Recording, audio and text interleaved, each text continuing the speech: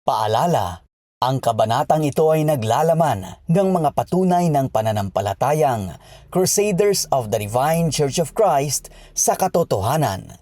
Sa ating paglutas sa mga misteryo sa likod ng salaysay na ito, ihanda niyo ang inyong mga sarili. Buksan ang inyong isipan sa rasyonal na diskurso. Hayaan niyong ilakbay namin kayo sa mga hawak na patotoo. Ihanda ninyo ang inyong mga sarili dahil panahon na para mapakinggan at bigyang daan ang boses ng krusado.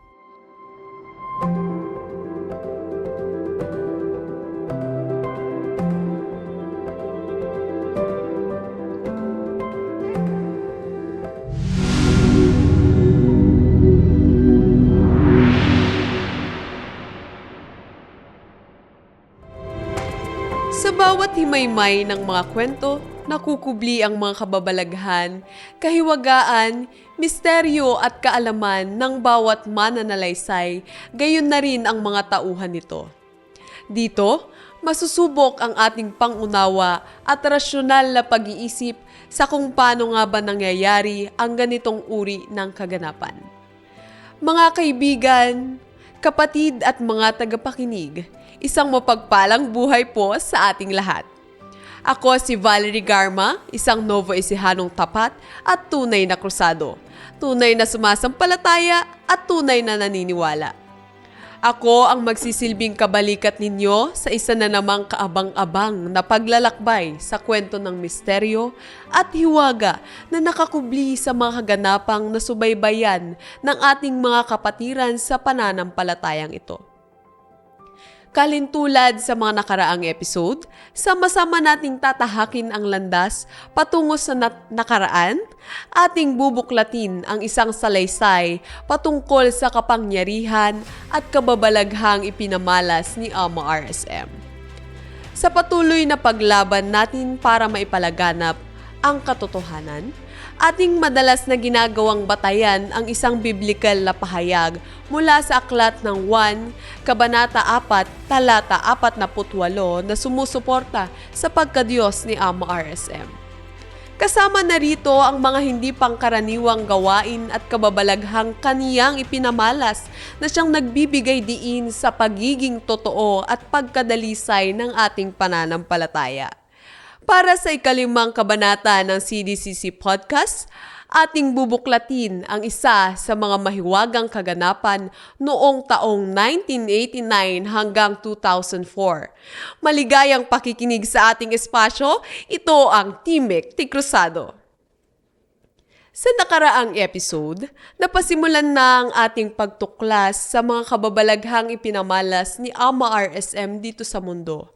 Ating natunghayan ang kwento nila Lolo Paterno at Lola Loretta mula sa Archdiocese ng Pangasinan, na kung saan ay binigyang katauhan nila si Ama RSM bilang isang misteryosong personalidad nang siya'y nagpahayag ng kanyang kahiwagaan. Kaya sa pagbubukas ng bagong kabanata patungkol pa rin sa mga hiwaga at misteryong bumabalot kay Ama RSM, tayo ay muling maging saksi sa nakapaninindig balahibong salaysay at ating sariwain ang karanasan ng isa sa mga kasapi ng ating pananampalataya mula sa lalawigan ng Nueva Ecija. Narito, kasama ko ang ama ng Archdiocese ng Nueva Ecija, Monsignor Ernesto Garlitos, tubo mula Victoria, Tarlac. Si Apo Garlitos ay lumaki sa isang pamilyang may matibay na pananampalataya sa Diyos. Simula sa kanyang kabataan, liderato sa pagiging isang presidente ng kanyang kapwa-kabataan sa kanilang chapter. Siya ay nanilbihan sa altar mula noong taong 1982 hanggang sa kasalukuyan. Magandang araw po, Apo. Mapagpalang araw po. Maraming salamat at pagpakilala, Madam. Apo, nais ko po sanang malaman kung ano po ang nag-udyok sa inyo na pasukin ang pagpapari.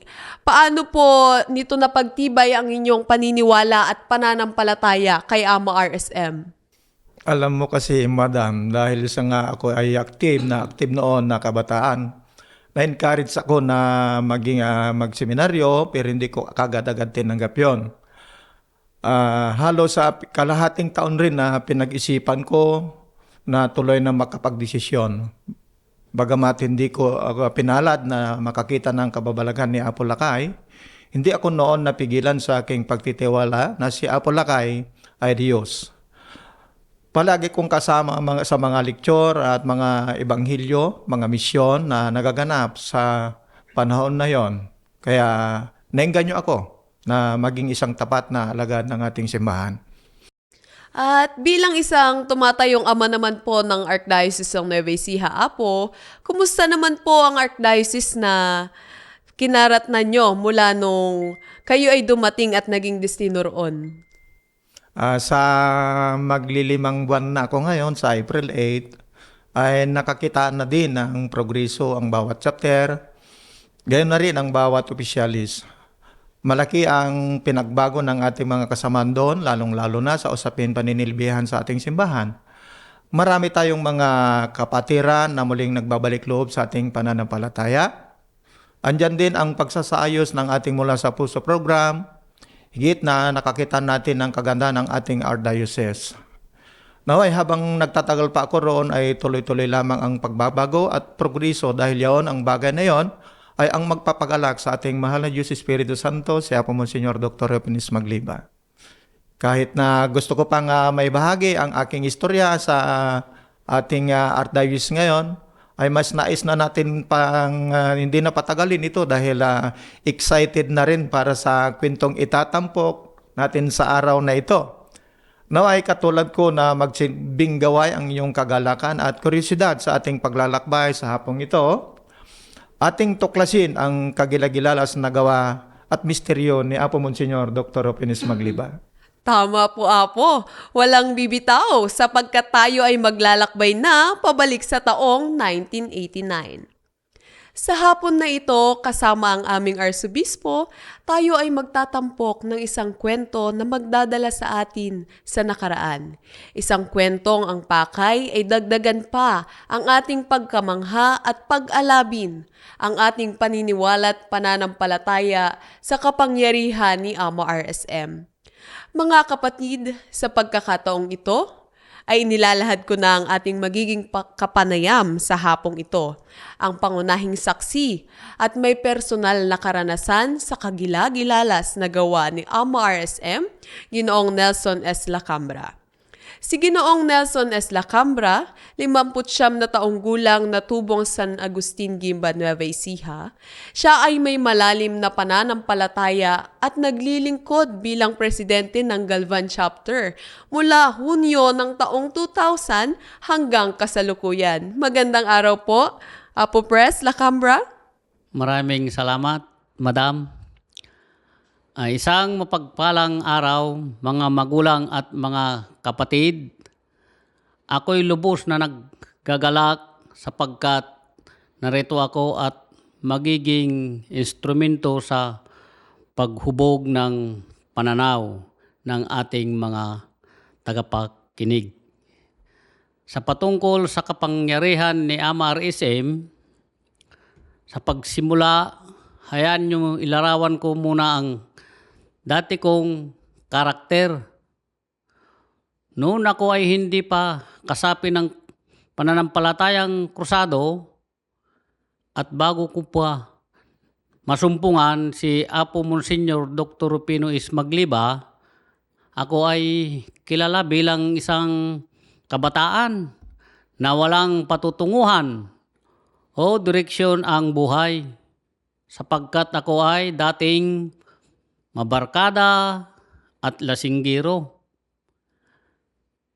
Hali kayo at samahan niyo ako habang binabahagi ko ang aking mga karanasan sa pinamalas na kapangyarihan at kababalaghan ni Apo Lakay na siyang nagdulot ng malaking pagkakataon sa aking buhay.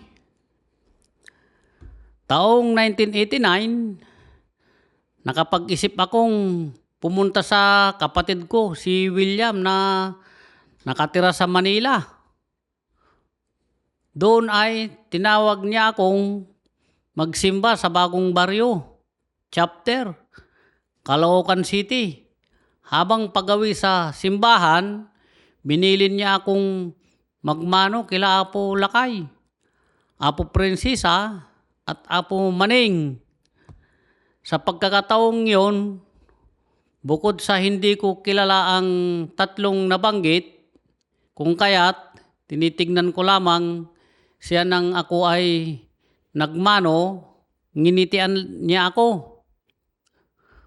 Mangyari ng araw na yon, palagi ko na lang napapanaginipan si Apo Lakay hanggang sa ang aking panaginip naman kay Apo Hesukristo na may korona. Tinik, nakabahag lamang at nasa alapaap. Sa aking bawat panaginip ay nakakaramdam ako ng panghihina. Palagi niyang sinasabi, "Barok, pumasok ka na habang maaga pa." Kaya naman hindi na ako nag-alinlangan pa. Mahal na araw noon ay nagpasya akong magtungo sa Sampabian. Nasa taong 1989. Dahil wala pang cellphone noon para sa komunikasyon, ay nagtanong-tanong na lamang ako sa mga driver kung paano makakarating sa compound ng iisa lamang. Sa pagdating ko sa lumang simbahan, ay nakita ko si Obispo Bautista. Sinabi ko sa kanya, nagpasya na akong sumapi sa pananampalatayang krusado, kaya naman inutusan niya akong bumili muna ng pin. Pumila kay Apo Lakay at ipabatid sa kanya na nais ko nang maging isang ganap na krusado. Malayo pa lamang ay nakangiti na sa akin si Apo Lakay, tulad ng mga pagngiti niya sa aking mga panaginip. Pagkalapit ko ay inilahad ko ang aking kamay na may pin at isinuot sa akin ito ni Apo Lakay. At kanyang sinabi, "Oh, krusado ka na." Ako ay isang sobra-sobra akong aking kagalakan na ako ay isang ng krusado. Sabi nga nila, maswerte raw ako sapagkat hindi na ako pinagpanata noon. Idiniklara na agad ni Apo Lakay na ako ay krusado na. Wow, nakakagalak naman po ang inyong naging journey bago maging isang miyembro. Talagang kayo nga po ay tinawag ni Apo Monsignor Dr. Rufino S. Magliba na para bang hinihintay na lamang po ang pagpapasya nyo na maging miyembro po ng isang krusado. Tunay nga, kaya naman lagi na akong present sa lahat ng okasyon sa simbahan. Kahit ako ay nasa Maynila pa rin, nakabase noon, magsara ang chapter sa Caloocan at binuksan naman ang Pasig chapter. At binilinan ako ni Apo Lakay na patuloy na magsisimba at tumulong sa simbahan. Sa aking pagpapatuloy, habang nasa Maynila ay nag-apply ako ng trabaho. Ngunit hindi ako natatanggap sapagkat hindi mataas ang aking pinag-aralan gawa ng kahirapan. Kaya dumulog ako kay Apo Lakay muli at sabi niya sa akin, magdasal ka lamang at laging tawagin ang pangalan ni Apo. At ako nga ay natanggap bilang isang electrician. Nang mag-isang taon panahon na ng tanggalan at relocation ng mga trabahador. Dahil sa aking pangamba na mailipat ay nagpunta ako sa isang tabi at nagdasal upang hindi ako maisama sa mga maalis at maililipat. Linggo-linggo noon ay naililipat ang aking mga kasamahan.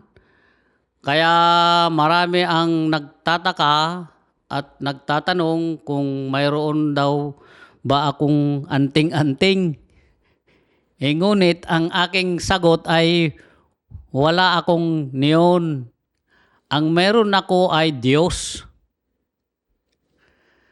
Nagpatuloy ang aking buhay sa Maynila hanggang sa nagkaroon na ako ng pamilya kasama ang aking asawa at panganay na anak. Ay lumipat kami sa isang squatter area sa Pinyahan, Quezon City. Sa aming nilipatan ay maraming mga kantin sa sidewalk. Kaya naglakas loob din akong magtayo ng sarili kong karinderya. At naging katulungan ko rin ang aking kapatid dito. Lumipas ang mga araw ay sinubukan kong mag-apply bilang isang regular sa SSS. Kasabayan ay mga lisensyadong inhinyero bandang September at may okasyon nagtungo muli ako sa San Fabian para magpaalam kay Apo Lakay na muli na naman akong mag-a-apply ng trabaho. Muli ay sinabi ni Apo Lakay na manalangin ka lamang sa Ama at matatanggap ka. Ilang linggo lamang ay tinawagan na ako, July 21, 1997. Napabilang ako sa mga na-regular. At naalala kong may karinderya pa pala kami. Kaya naman tumawag ako ng makakatulong sa pag-asikaso rito. Lagi-lagi, basta 11 na ng tanghali ay ubos na noon ang aming mga paninda. Naniniwala akong ito ay bunga ng aking laging pagdarasal at ng larawan ni Apo Lakay sa aming karinderya. Dahil doon ay maraming kaming natulungan na at tao at para sa simbahan. Nang lumaon ay nagpasya na rin akong bumili ng lote at magpagawa ng bahay sa Galban, Gimba. Dahil magulo na sa squatter area dahil dumarami na ang bilang ng mga adik.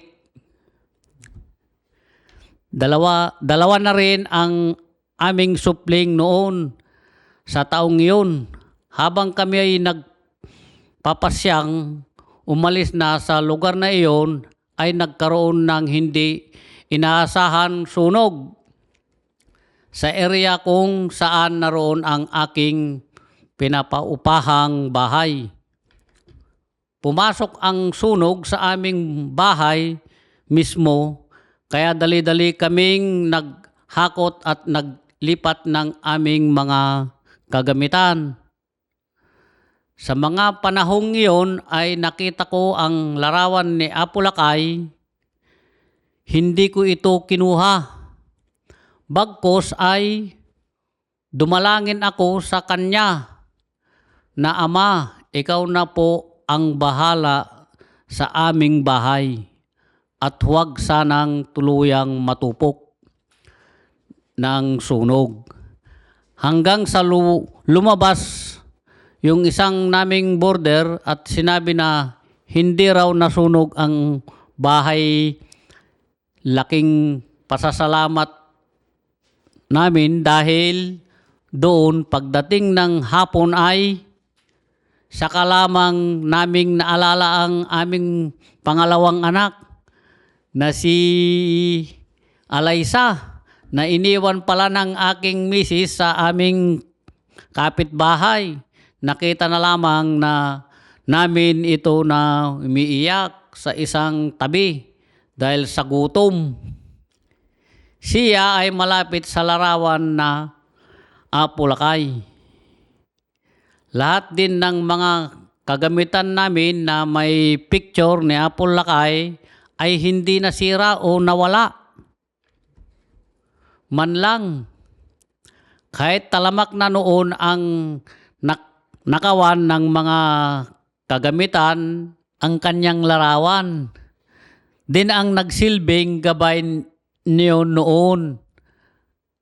Tunay nga pong makapangyarihan si Ama.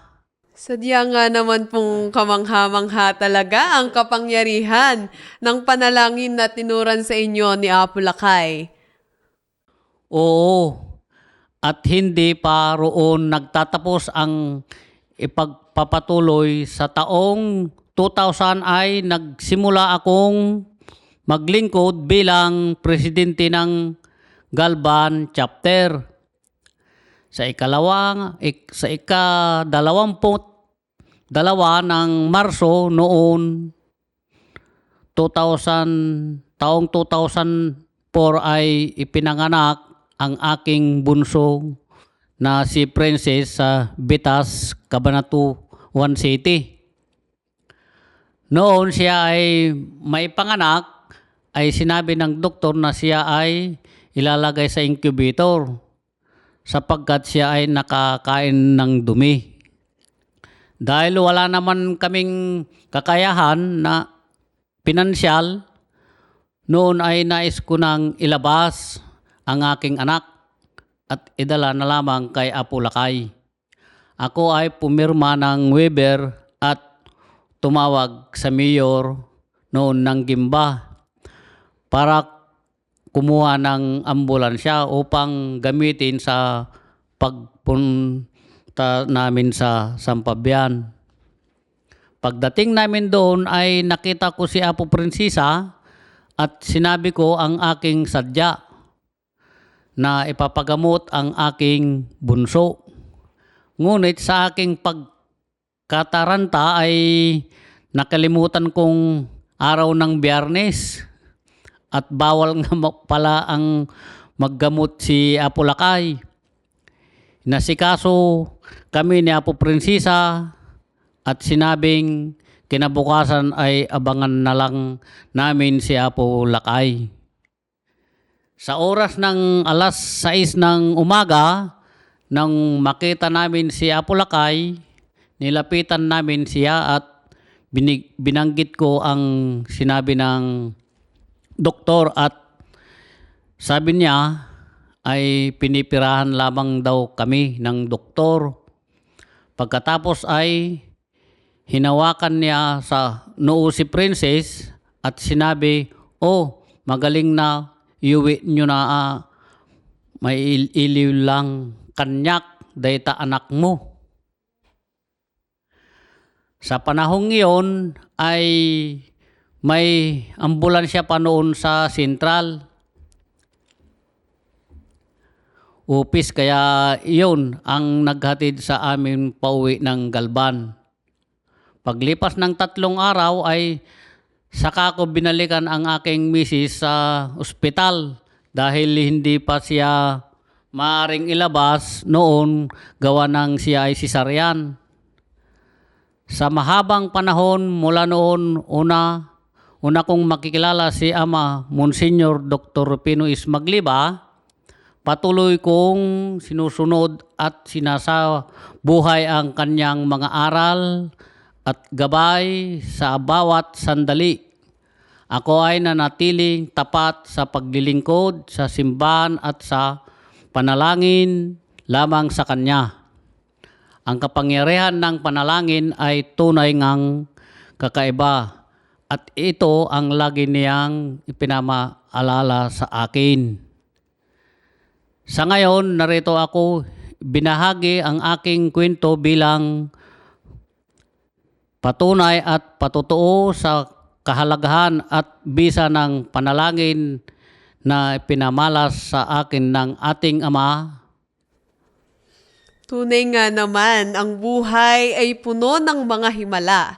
Siyang tunay din na napakamakapangyarihan ng panalangin. Dahil sa talakayan, mas napag-igting ang paniniwala ko na talagang lubos na binibiyayaan ni Apo Lakay ang mga tumatalima sa kagustuhan at kautusan niya. Bago natin tapusin ang ating talakayan, ating pakinggan ang palagay, sentimiento at mensahe ng Ama ng Archdiocese ng Nueva Ecija. Muli po, Apo Ernesto Garlitos. Napakaganda nga yung salaysay ni Apo Nilson patungkol sa kanyang karanasan sa pagtahak ng landas tungo sa kanyang pagiging bilang isang membro ng krusado. Opo, Apo. Habang nagsasalaysay siya, may dalawang bagay akong gustong bigyan diin o pansin. Unang-una, yung kapangyarihan ng panalangin. Sapagkat pag may ninanais gawin itong si Apo Nilson o agam-agam ay palaging binibilin ni Ama na siya ay magdasal. Lagit-laging sinasabing manalangin kay Apo Lakay nang sa gayon ay ipagkaloob ang mga bagay na papabor sa atin. Ayon sa banal na kasulatan sa Bagong Tipan, sa libro ni Apostol San Mateo, sa Kabanata 7 at talata 7 hanggang 8. Ito po ang mababasa natin doon. Magsihingi kayo at kayo'y bibigyan. Magsihahanap kayo at kayo'y makakasumpong. Magsituktok kayo at kayo'y bubuksan sapagkat ang bawat humihingi ay tumatanggap. Ang humahanap ay makakasumpong at ang tumutoktok ay binubuksan. So higit sa lahat na ito ay makapangyarihan na pagdarasal pala dahil ito ay nakatala sa banal na kasulatan at ito ay magsilbing isang aral po sa ating lahat, lalong-lalo na kung tungay na nga tayong tapat sa ating Diyos Ama. Ito ay nagpapatibay din nito sa ating spiritual na kalakasan po natin. Ito ay talagang napakasimpleng gawain ngunit napakalaki pala ng epekto sa paglalapit natin sa ating Panginoong Diyos na si Apo Monsignor Dr. Openis Magliuba. Pangalawa, si Apo Lakay ay Diyos. Tunay nga na Diyos si Apo Lakay.